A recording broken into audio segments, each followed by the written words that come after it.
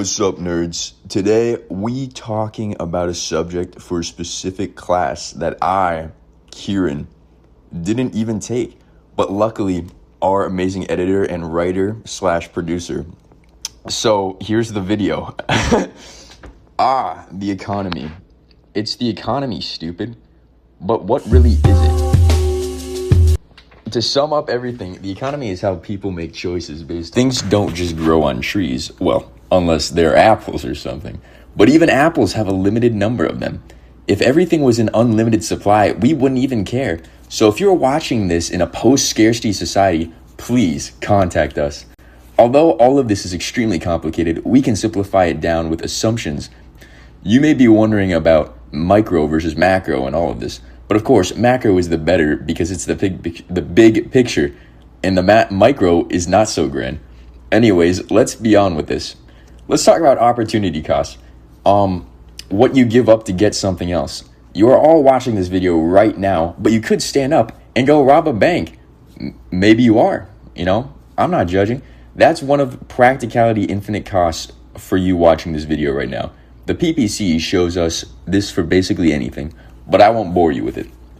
Basically, one resource is the opportunity cost for another boom chicka boom. Next up, we have the one thing everyone remembers from their high school economics class. Supply and demand, baby. That's right. First up, demand. If you want something, you'll be more likely to if it's cheap. Same with everybody else. Second up, supply. But on the other hand, if you can sell your stuff for high, you'll want to. And it's where the intersect is the equilibrium. Bunch of stuff can shift them around, but that's a topic for the extra nerdy channels. And that is everything to cover for 100% accurate Unit 1 overview.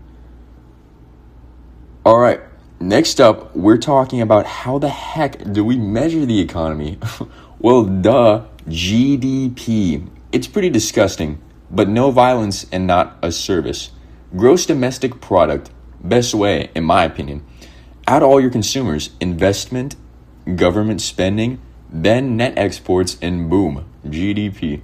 Sadly, though, GDP can't measure happiness or the value of not building a casino at the Grand Canyon. Sounds random, but with GDP, we can look at employment. Surprisingly, we actually want some level of people to not have jobs, but are looking. It's only natural, baby.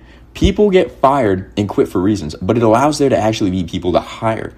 We just don't want people being fired because of cyclical reasons. Inflation. Gosh darn, everything in this economy is so expensive. It could be because of inflation. Simply, it's a change of price level over time. We can use a tool called the CPI to look at a bunch of products that are common and see how their prices have changed. Like everything in life, there are winners and losers. Borrowers and lenders are a good way to see this. We can see inflation simply in GDP. The real stuff is adjusted for inflation while nominal is not. Oh, we're halfway there. I'm not reading that. We talked about demand earlier in supply, but what about for economy as a whole? There we have it, aggregate supply and demand.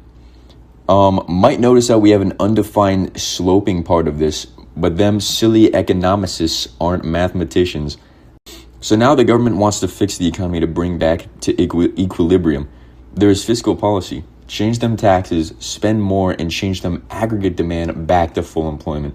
And even if they don't do anything, the economy should fix itself because in a negative output gap, workers will demand higher wages, increasing resource prices, shifting aggregate supply back to full employment. Is that supposed to say quattro? Might have noticed something. We haven't talked about money really. Well, it's not actually real, but it does influence decisions anyway. Here comes the money, baby. Banks are where the money is, right? You put your money and then you get it out, right? Wrong. Fractional reserve banking. You put money in and then the bank loans portion out of it and makes new money and profit it for themselves. Anyways, there are bonds and stuff, but yeah, yada, yada, yada. Different parts of money, monetary bases, M1 and M2. M1 is all we really care about anyway. But the central bank can control the supply of it. Dun, dun, dun, dun, dun. Depending if we have limited or ample reserves, they can do it in different ways. The main thing we trying to do is change investment spending by influencing interest rates. Like this video and share with your friends. For 2